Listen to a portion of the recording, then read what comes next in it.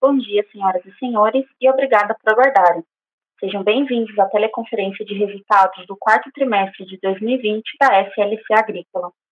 Hoje teremos a presença do senhor Aurélio Pavinato, diretor-presidente, e do senhor Ivo Marcum Brum, diretor financeiro e de relações com investidores. Gostaríamos de informá-los que este evento está sendo gravado e que todos os participantes só poderão ouvir a conferência durante a apresentação da empresa. Após os comentários da SLC Agrícola, haverá uma sessão de perguntas e respostas para analistas e investidores, quando passaremos mais instruções. Caso você precise de ajuda durante a teleconferência, por favor pressione asterisco 0 para falar com a operadora. Teremos também um webcast ao vivo, com áudio e slides, que pode ser acessado no site da companhia no endereço www.slcagricola.com.br, na seção de Relações com Investidores, no banner Webcast 4T20. A apresentação também estará disponível para download na plataforma do webcast. As informações a seguir estão disponíveis em milhares de reais e em IFRS, exceto quando indicado o contrário. Antes de prosseguir, gostaríamos de esclarecer que eventuais declarações que possam ser feitas durante essa teleconferência relativas às perspectivas de negócios da companhia, projeções e metas operacionais e financeiras, constituem-se em crenças e premissas da diretoria da SLC Agrícola, bem como em informações atualmente disponíveis para a companhia. Considerações futuras não são garantia de desempenho. Elas envolvem riscos, incertezas e premissas, pois se referem a eventos futuros e, portanto, dependem de circunstâncias que podem ou não ocorrer. Investidores devem compreender que condições econômicas gerais, condições da indústria e outros fatores operacionais podem afetar o desempenho futuro da companhia e podem conduzir a resultados que diferem materialmente daqueles expressos em tais considerações. Agora, gostaria de passar a palavra ao diretor-presidente, Sr. Aurélio Pavinato. Por favor, Sr. Aurélio Pavinato, pode prosseguir. Bom dia a todos. Agradecemos a participação de todos na teleconferência de divulgação dos resultados do quarto trimestre e ano de 2020 da SLC Agrícola. Podemos, por favor, avançar para o slide 3. O ano de 2020 será inesquecível. Um ano em que o mundo foi surpreendido por uma pandemia que impactou nossas vidas de maneira relevante, mas que também trouxe muitas oportunidades de reinvenção e inovação. Na SLC Agrícola, estamos entregando mais um ano com muitos desafios superados e entramos em 2021 mais fortalecidos. Nosso negócio e nossos colaboradores foram resilientes, tornando 2020 mais um ano de sucesso. A seguir, apresentarei as principais entregas nos 4 pilares da atual estratégia da empresa. Vamos passar para o slide 4, por favor. Alcançamos, pelo 3º ano consecutivo, recorde de produtividade na cultura da soja, consolidando nossa distância em relação à média de produtividade nacional e global. No algodão, apesar de a produtividade ter ficado abaixo da média nacional na safra 19-20, conforme destacamos no release de resultados, o nosso custo de produção foi mais competitivo, 3,7% inferior à média do Brasil, permitindo o atingimento de um custo unitário menor. No milho, nossa produtividade média atingida foi 34,4% superior à média do milho de segunda safra no Brasil. Como podemos observar no slide 5, o algodão e a soja semente seguem sendo priorizados no crescimento, pois são iniciativas que maximizam o retorno por hectare plantado e possibilitam diferenciação em termos de preços. Em relação ao modelo de negócio Asset Light, no slide 6, destacamos a intenção de combinação de negócios com a Terra Santa, informada ao mercado via fato relevante no dia 16 a 26 de novembro de 2020. O negócio possibilitará um crescimento de aproximadamente 30% da nossa área plantada, com sinergias positivas e ganhos de escala. O processo se encontra na fase final de due diligence, de acordo com o planejado, e estamos otimistas em relação ao sucesso da operação. Por fim, em relação ao pilar protagonismo em ESG, no slide 7, por favor, demonstramos que, em 2020, visando dar visibilidade aos objetivos e ações que estão sendo tomadas em conexão aos temas de ambiental, social e de governança, criamos uma sessão específica na nossa apresentação para investidores e dedicamos uma sessão do release trimestral a partir do segundo trimestre de 2020 para demonstrar nossas ações relacionadas ao tema. No segundo trimestre desse ano, falamos sobre a geração de valor através dos 6 capitais, sobre os principais objetivos e a nossa estrutura de governança. Já no terceiro trimestre, trouxemos informações sobre 2 dos 3 principais eixos de atuação: água e biodiversidade e mudanças climáticas e solo. E no quarto trimestre, estamos explicando como trabalhamos com o eixo de atuação de relacionamento com os stakeholders. Por favor, no slide 8, demonstramos algumas das premiações recebidas ao longo do ano e que reforçam o sucesso da nossa estratégia e a força dos nossos colaboradores. Fomos escolhida a melhor companhia do setor agribusiness no ranking 2020 da revista Institutional Investor, eleita uma das 150 melhores empresas do país no ranking divulgado em parceria entre Great Place to Work e revista Época, reconhecida como uma das melhores empresas na gestão de pessoas no ranking Valor Carreira do jornal Valor Econômico e Consultoria Mercer, vencedora do troféu Transparência 2020, 24º Prêmio ANEFAC, FIP CAF. Passemos para o slide 9, onde tratarei do tema inovação. Nessa frente, primeiramente, é oportuno destacar o trabalho de transformação digital que está em curso na nossa empresa. Estamos consolidando nossos investimentos em tecnologia e inovação e preparando os colaboradores para as oportunidades que surgem em função do uso ampliado de novas soluções tecnológicas. Em 2020, ampliamos a nossa ambição de inovação, com vistas à renovação do negócio em visão de longo prazo. Com a criação da SLC Ventures, exploraremos oportunidades em Corporate Venture Capital e em Corporate Venture Building, alavancadas pelos ativos da nossa organização. Passaremos agora para a seção de visão do mercado. Podemos agora avançar por favor, para o slide 11, onde irei comentar sobre os preços dos nossos principais produtos em 2020 e nesse início de 2021. De uma forma geral, podemos observar que nessa base 100, os preços em dólar do algodão, da soja e do milho já se encontram em patamares superiores ao que estavam antes da pandemia.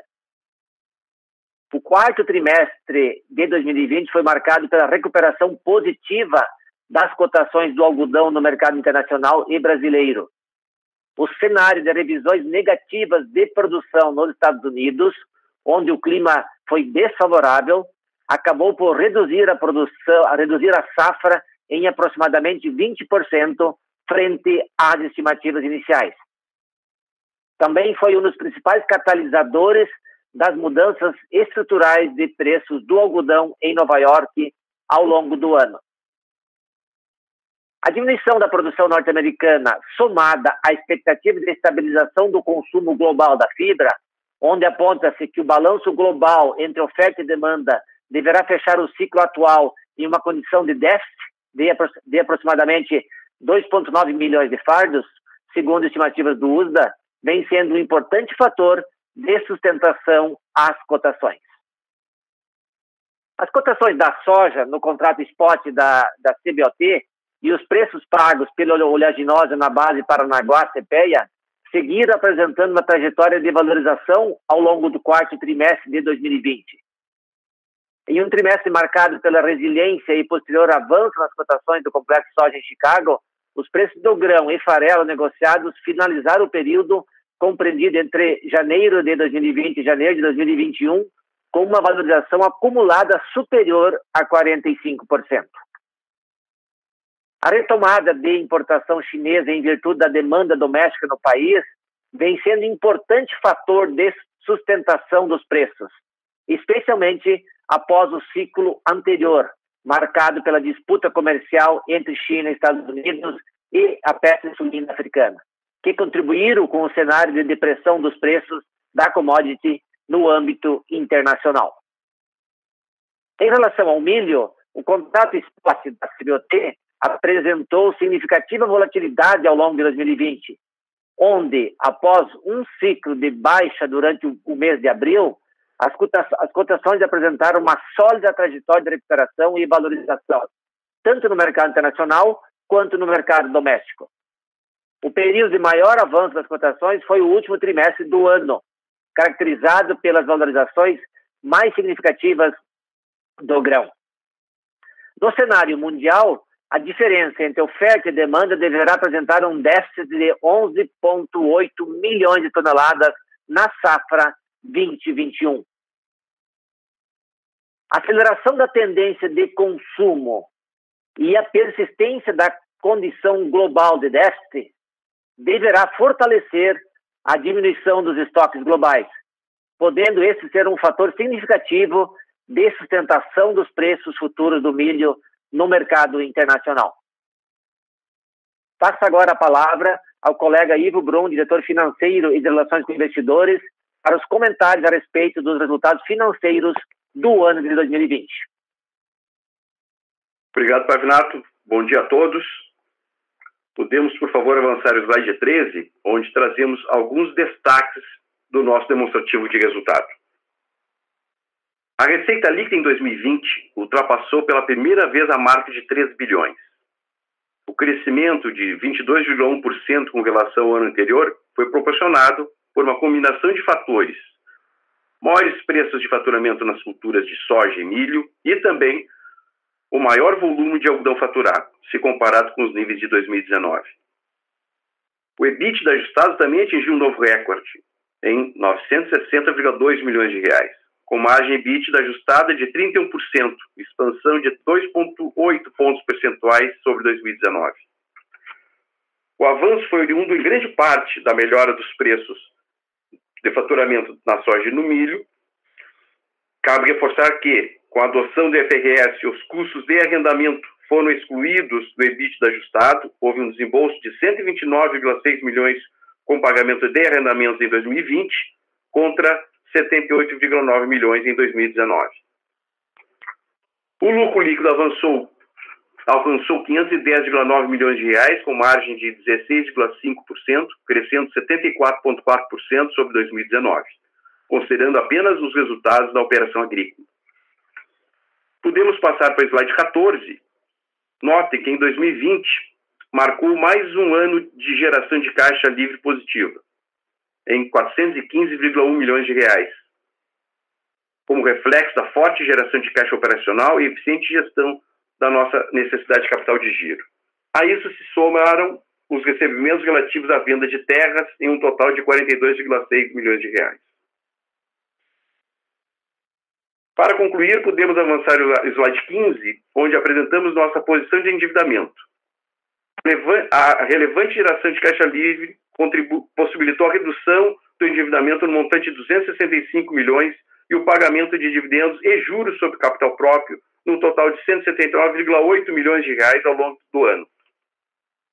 Como podemos verificar, a dívida líquida ajustada da companhia encerrou o ano de 2020 em 708,4 milhões de reais, uma queda de 27,2% com relação à posição apresentada no final de 2019. A relação Dívida líquida, EBITDA ajustado, encerrou o período em 0,74 vezes, com baixa alavancagem financeira. Em consonância com o pilar de protagonismo em ESG da nossa estratégia, outro importante marco é a captação da nossa primeira emissão em títulos verdes na forma de certificados de recebíveis do agronegócio, com avaliação e relatório emitido por segunda parte no montante de 480 milhões de reais. Os títulos têm vencimento em 2025 e a integralidade dos recursos serão aplicados nos projetos elegíveis, aprovados e integrantes dos programas de agricultura digital, baixo carbono e conservação do solo e adubação verde. Devolvo agora a palavra para o Pavinato para que possa comentar sobre as perspectivas da safra 2021 e 21-22. Obrigado, Ivo. Podemos passar para o slide 17, por favor. Até o dia 8 de março já estávamos com 48% da soja da safra 2021 colhida, sendo que o Mato Grosso, a colheita já foi concluída. Com base nos dados já obtidos, estamos mantendo a nossa estimativa de produtividade para essa cultura de 3.755 quilos por hectare, 4,1% superior ao orçado na safra anterior. As culturas do algodão e do milho já foram plantadas e apresentam um ótimo potencial produtivo. Além disso, conforme o slide 18, conseguimos avançar bastante na venda da produção para a safra, aproveitando o bom momento de preços, principalmente considerando a conversão para reais. Olhando um pouco mais à frente, já começamos a desenhar a safra 21-22, com a compra de insumos, onde temos obtido reduções relevantes nos preços em dólar, se comparados à safra atual. E a consequente venda futura das commodities, seguindo nossa política de hedge. Considerando o bom potencial das lavouras, a formação de custos e preços de venda, esperamos a manutenção de margens em níveis elevados para 2021 e 2022. Muito obrigado e agora ficamos à disposição para responder perguntas. Obrigada. Agora abriremos a sessão de perguntas e respostas. Para fazer perguntas, por favor, pressione *1. Nossa primeira pergunta vem do Sr. Guilherme Palhares, do Bank of America. Pode prosseguir. Bom dia, Pavinato. Bom dia, Ivo. Espero que estejam bem seguros também. Duas perguntas do meu lado. A primeira é referente justamente à questão dessa safra agora, né? A gente viu os atrasos na soja. Eu queria entender um pouco, a companhia reiterou ali a questão do yield para a safra de soja especificamente, mas ao mesmo tempo você tem de explorar um pouco da qualidade dessa soja que veio sendo colhida. Se vocês puderem compartilhar um pouco disso, uma vez que o noticiário aí vem trazendo algumas questões quanto a isso. Em segundo, olhando, né, a companhia já vem projetando a safra 21-22, né, com os hedges, os insumos mais baratos em dólar.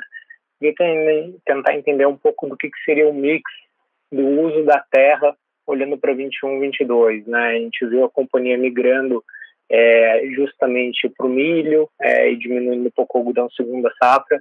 Então, se puderem explorar um pouco do que vocês estão imaginando quando vocês estão fechando essas posições de hedge para frente, em termos do que deve ser a alocação de terras para cada uma das culturas. Obrigado. Muito bem, Guilherme. Obrigado pela pergunta, Guilherme. A safra atual 2021 e os eventos climáticos que aconteceram no Mato Grosso lá no início do plantio, quando atrasou o plantio, e houve inclusive redução de área de soja para substituição por algodão safra, em vez de plantar soja, algodão segunda safra. Todos esses ajustes a gente fez com alta eficiência, os ajustes no nosso planejamento agrícola ao longo do tempo, e todos esses ajustes que foram realizados, eles já estão refletidos no nosso release, né?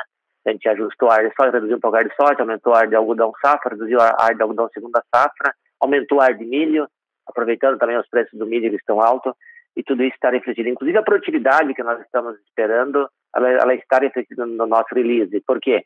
A gente reduziu a produtividade do algodão segunda safra, que está prevista ali no release, em relação ao nosso padrão histórico de algodão segunda safra, justamente porque a gente atrasou o plantio do algodão segunda safra em relação ao plantio normal que é sempre feito em janeiro, e esse ano acabou entrando bastante plantio de algodão de segunda safra em fevereiro, né?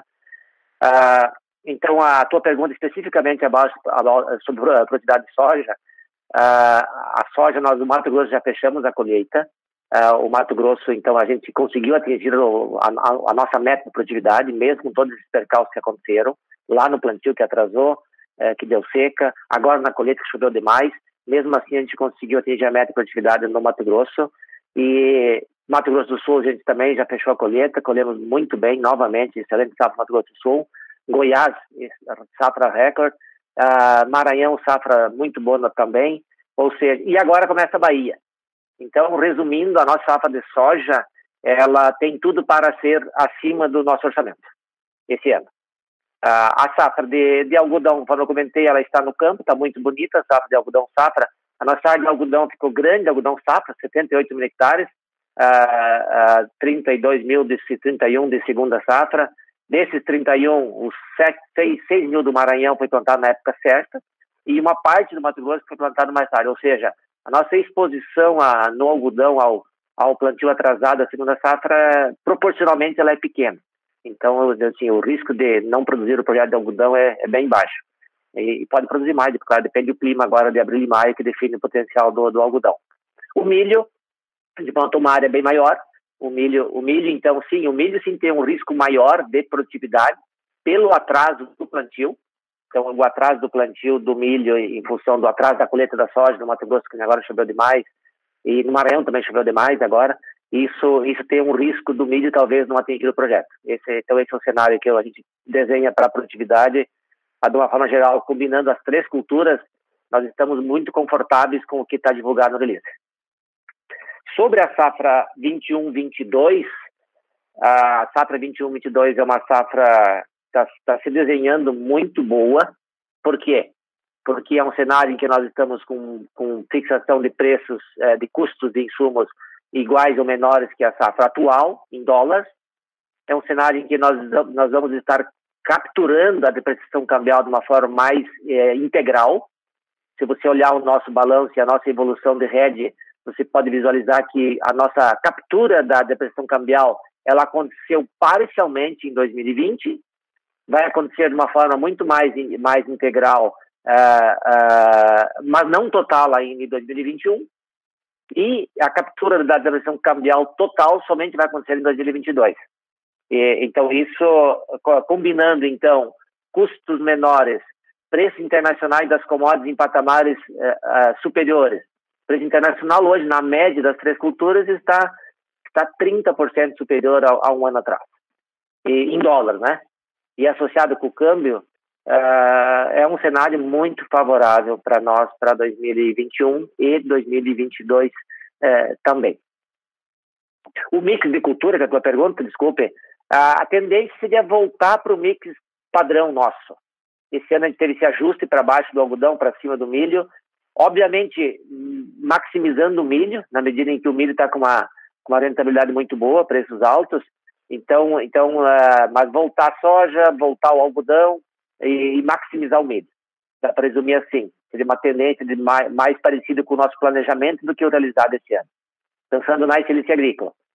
Sem falar, então, na incorporação aí da Terra Santa, que é uma expansão adicional daí, né?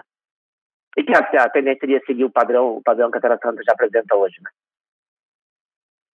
Perfeito, muito obrigado, Pavinato. Beleza. Nossa próxima pergunta vem do senhor Tiago Duarte, do PTG. Pode prosseguir. Bom dia, Pavinato. Bom dia, Ivo. Bom dia a todos. Eu queria fazer duas perguntas.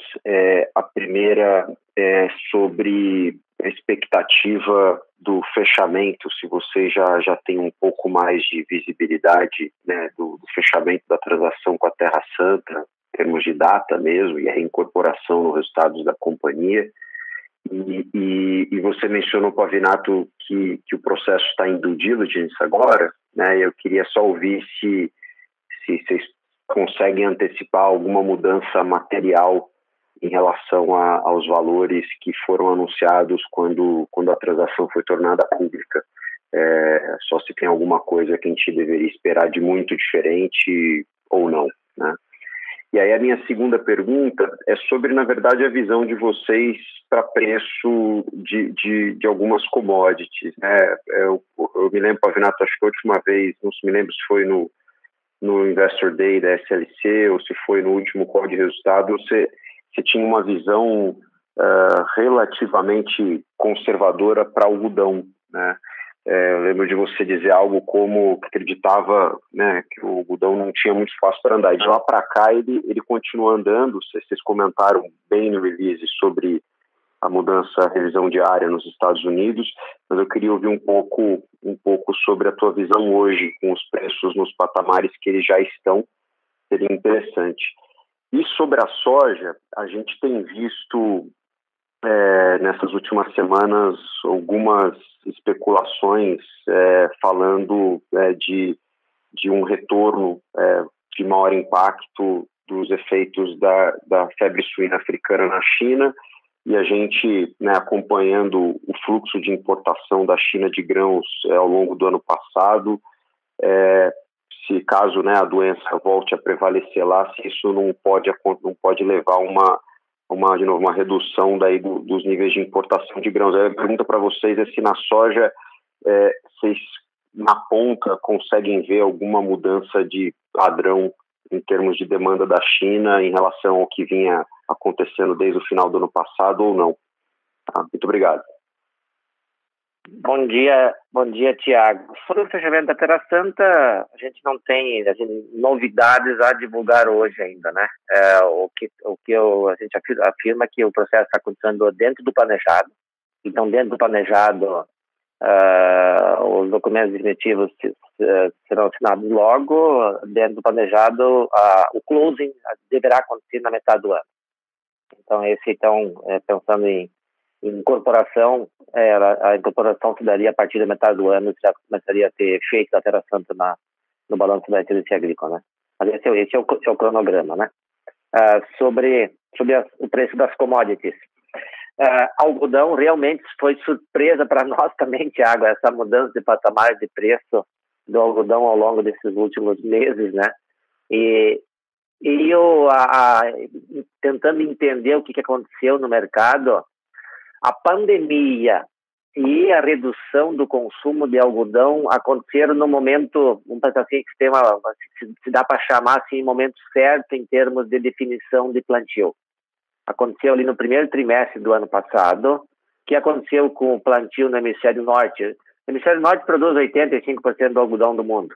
Aí houve já um ajuste na área plantada no hemisfério norte, nos Estados Unidos, na Índia, na China um pouquinho, no Paquistão, e aí automaticamente gerou uma redução na produção da safra passada, na verdade, safra 19-20, desculpe, 20-21, que no caso do hemisfério norte é a safra que eles já colheram. Nós estamos colhendo agora a safra 20-21, e eles já colheram a safra 20-21 em outubro, novembro, né? Então essa safra 20-21 a nível mundial, ela acabou sendo uma safra bem menor do que seria, em função desse ajuste rápido na área plantada nesses países, combinado com um clima ruim nos Estados Unidos, que reduziu um potencial de produção de 19 milhões de fardos para 15 milhões de fardos. Então, além disso, no Paquistão também tem uma redução expressiva na produtividade por causa da condição climática. Então, teve o ajuste rápido na área plantada pela coincidência do time da pandemia e da queda dos preços com o plantio no hemisfério norte, e teve um clima desfavorável que gerou essa redução da produção. Então, e do outro lado do consumo, a pandemia na Ásia foi controlada, então na China foi controlada, então a Ásia voltou a consumir algodão de uma forma normal, e a China importando algodão como nunca, e aí o consumo retoma. O ano passado a produção foi a safra anterior, a produção foi 122 milhões de fardos, o consumo foi 103. Na safra, então, 20-21, agora, a produção vai ser 114, ou seja, uma redução de 8 milhões de toneladas na produção, e o consumo voltou para 117. E então isso gerou essa retomada dos preços, associado com a recuperação do petróleo, então do custo da fibra sintética, quer dizer, a condição de competitividade do algodão melhorou também. Então isso fez com que o preço voltasse para patamares que nós não imaginávamos que chegaria esse patamar de acima de 80 centavos por libra, né? Então é uma novidade muito boa, na verdade, para o nosso negócio, a gente voltar a ter algodão. Eu sempre falo, para nós, algodão acima de 70 centavos já é um bom preço. Então, algodão acima de 80 é excelente. Então, hoje nós estamos com esse cenário aí de preço do spot acima de 80 e preços futuros, quando pensa vendas futuras, acima de 70, né? 75 aí para o preço do próximo ano. Então, é um cenário... e aí a pergunta era, qual que vai ser o comportamento desses preços nos próximos meses, no próximo ano, né? A recuperação dos preços dos grãos, da soja e do milho, ele dá suporte para o preço do algodão também. Por quê? Nos Estados Unidos agora o produtor vai decidir, eu planto algodão ou planto soja ou planto milho? Preço alto de soja e milho, a margem da soja e do milho está melhor do que do algodão, eu vou plantar soja e milho. Então mesmo o algodão estando em preço mais alto, ele não tem um poder de comprar expansão como ele teria se o preço da soja e do milho estivesse baixo. E isso restringe a expansão do algodão nesse plantio agora, que vai acontecer agora em março, abril, maio, junho, agora metade do ano, que é o plantio do Hemisfério Norte. Então talvez o algodão não consiga expandir a sua área, e isso acaba dando sustentação nos preços, talvez um patamar mais alto. Então a pergunta, o preço vai ser sustentado nesse patamar? Provavelmente, enquanto as demais commodities estiverem em patamares altos, acaba sustentando o algodão também. Sobre a soja é oferta e demanda, né?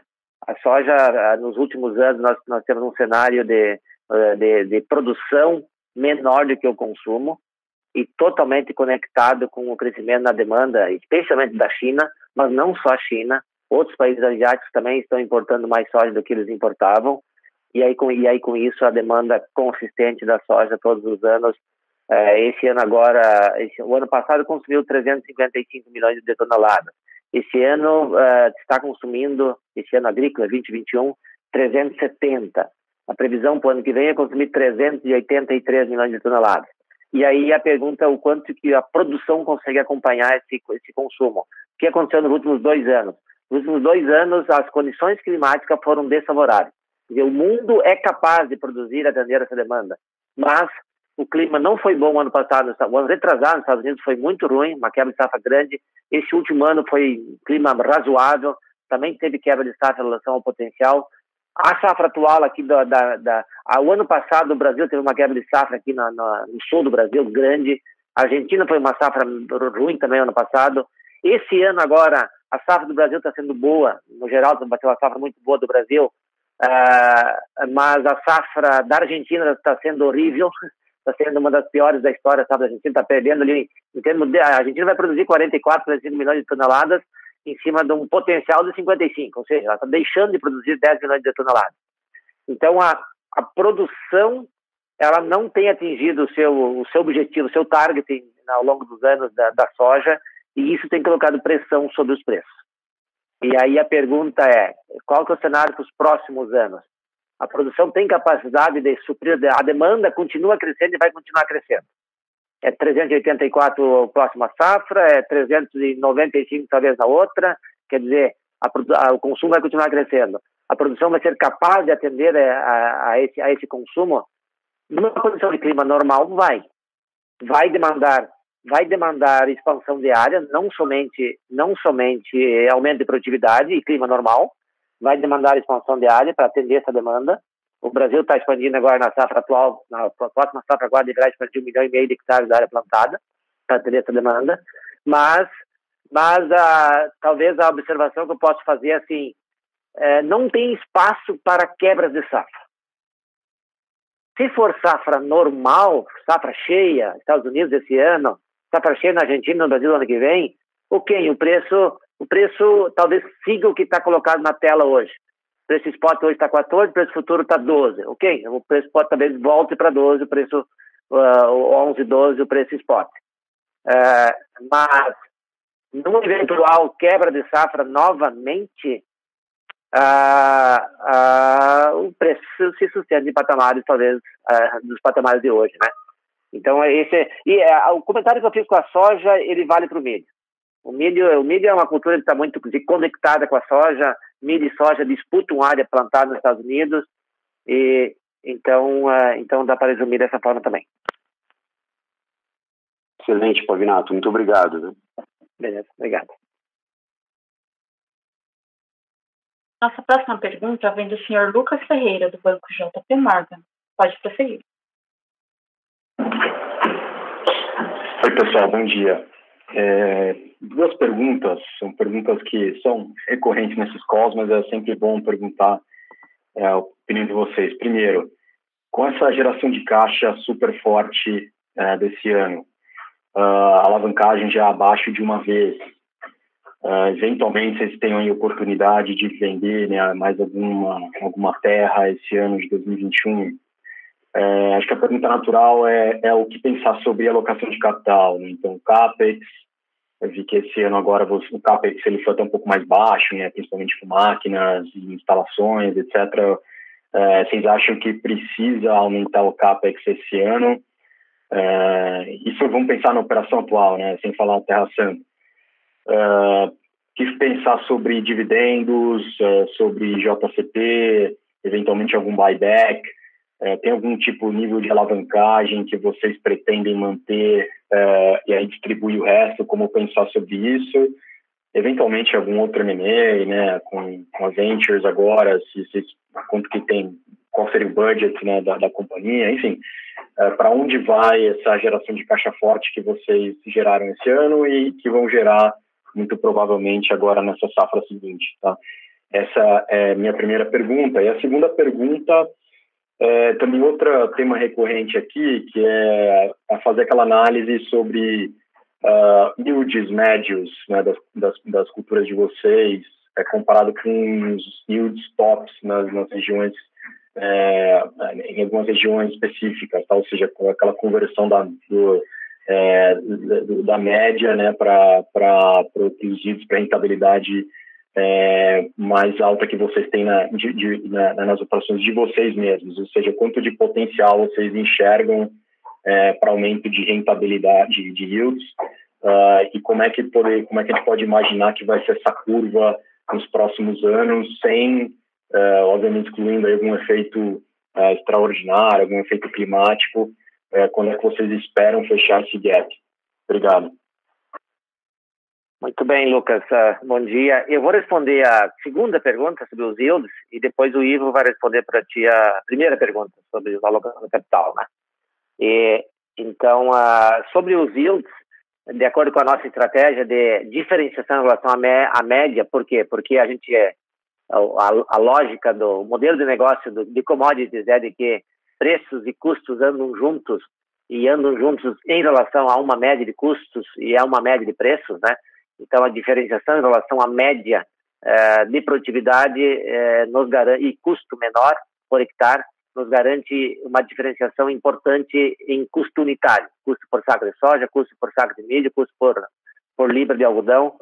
E essa é a nossa estratégia, tem sido e temos conseguido uma evolução muito positiva de nos diferenciarmos em eficiência, que é essa equação econômica que eu comentei. A tua pergunta, qual é o potencial ainda de diferenciação? Nós estamos focados em crescimento em áreas maduras. Então, essa expansão da Terra Santa são áreas maduras, são áreas, uma região com alto potencial produtivo. Nós estamos focados em maturação das nossas áreas atuais, de correção de solo e agricultura de precisão e agricultura digital, e buscar maximizar o resultado de cada hectare que nós operamos. Então, dentro dessa lógica que nós estamos investindo muito em agricultura digital e agricultura de precisão, dentro dessa lógica, nós deveremos ampliar o gap, ou ampliar a diferença, não, talvez o gap não seja a palavra correta, mas ampliar a diferença em relação à média. E isso, então, se o Brasil evolui a produtividade numa velocidade de X, de 1,5% ao ano, nós conseguindo evoluir numa velocidade de 2%, de 3% ao ano, a gente amplia a diferença em relação à média e isso normalmente se traduz em margens melhores. Então, a gente está otimista que existe esse espaço para ampliação dessa diferenciação em relação à média, Lucas. Ivo, por favor. Bom, obrigado, Lucas, pela pergunta. Bom, sobre a alocação, né, dos recursos, a gente, no passado recente, fez algumas vendas de terras, né? Então, a gente está recebendo alguns montantes ainda em 2020, né? Acabou de receber. Então, comprovamos que as terras tinham os valores que a gente estava idealizando, né? Hoje não vemos a necessidade de fazer novas vendas de terras, até porque nós estamos subalavancados, a alavancagem abaixo de uma vez a relação de dívida-EBITDA. Então, a nossa ideia é ficar sempre abaixo de 2 vezes. Então, hoje nós estamos bem longe desse objetivo, né? Abaixo de 2 vezes, mas estamos bem abaixo disso, né? Então, em função dessa situação, nós tivemos essa condição de fazer investimentos, né? Como nós estamos fazendo agora nessa negociação com a Terra Santa, que é importante. Então, onde é que vai ser alocado o nosso CAPEX agora? Nós temos agora uma alocação importante, né? Que é a alocação em cima do business na Terra Santa. Isso vai demandar investimentos, né? Um CAPEX adicional, não só a própria aquisição da operação, mas também um CAPEX adicional lá na operação da própria Terra Santa. Nós temos a questão de dividendos. A gente tem uma política que eu considero bem agressiva. A gente tem pago 50% do lucro líquido, né, como dividendos. Esse ano passado a gente ainda pagou mais um adicional ainda de JCP, porque efetivamente nós estávamos gerando muito caixa, então fizemos mais um pagamento para os acionistas. E a própria transação de share buyback, a gente também tem realizado nos últimos anos, né, porque a gente estava com preço de ação muito baixo, né, então a gente estava recomprando as ações porque achava que o preço estava muito inferior ao que deveria estar. Hoje a gente está deixando o preço da ação estabilizar para saber se é o momento de compra ou não, tá? A gente tem essa opção, caixa existe, né? Então a gente está esperando a ação. Os analistas, vocês têm trabalhado muito em reprecificar a ação, então a gente está aguardando a ação tomar estabelecer um novo patamar para aí sim decidir se é o momento de compra ou não compra. Então todas as ferramentas a gente tem usado. Então, nós temos alocado o capital da melhor maneira possível, mas eu te diria assim que hoje nosso principal foco é investir na Terra Santa. É um investimento importante que vai demandar muita atenção não só de CAPEX, mas também de toda a gestão, nós estamos incorporando aí praticamente 1.000 colaboradores a mais dentro da nossa operação. Então, a gente tem bastante investimento em treinamentos e procedimentos que a gente adota dentro da companhia, e nós temos que ter uma cultura só na companhia, né? Então, e os procedimentos têm que ser o mesmo. Então, vai ter muito investimento dentro desse business, não só de máquinas e CAPEX, efetivamente. Obrigado, Pavinato. Ivo, parabéns pelos resultados. Obrigado. Nossa próxima pergunta vem do senhor André Recheme, do Itaú. Pode prosseguir. Pavinato, Ivo, tudo bem? Bom dia. Obrigado por pegar minha pergunta. Eu queria fazer uma pergunta em relação a como vocês estão vendo o desconto do milho no Centro-Oeste. Acho que provavelmente provavelmente já passando talvez o desconto máximo, e com tudo que tem, não só de clientes novos surgindo, né? Tem a indústria de etanol de milho cada vez ficando mais forte, novas soluções logísticas. Eu queria se vocês pudessem ponderar um pouquinho como vocês imaginam esse desconto indo para frente. Se deveria começar a fechar em relação ao preço do milho no Sul, ou como que vocês estão vendo essa evolução, ou como vocês estão vendo essa evolução indo para frente? Positivo, bom dia, André.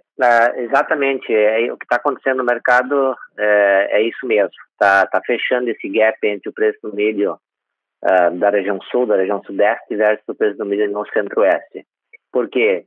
O primeiro gap que reduziu de uma forma significativa foi a conclusão da 163 e foi a depreciação cambial. Hoje o Brasil ele é muito competitivo na exportação de milho.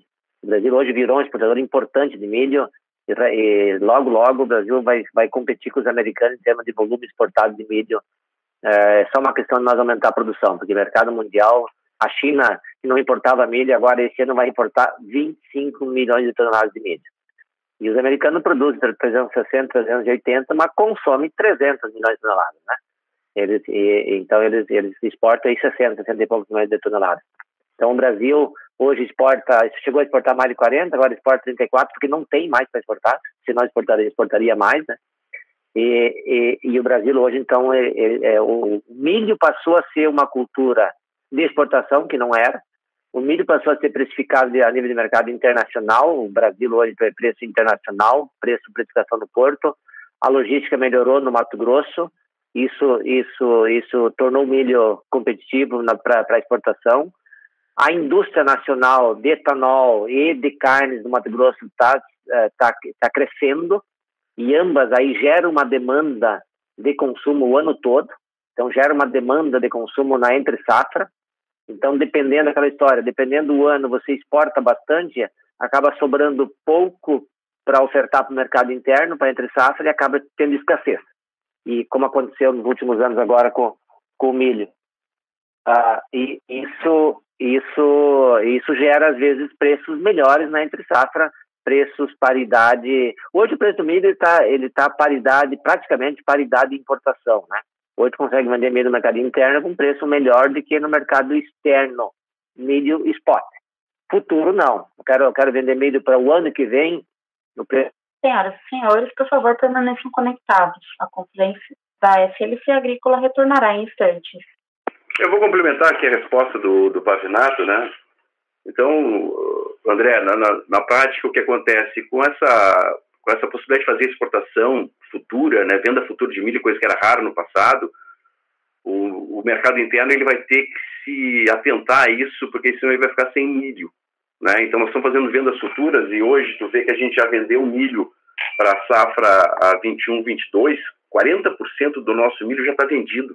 Eu acho que é recorde, a gente nunca tinha vendido tanto milho assim a um preço de 49,82.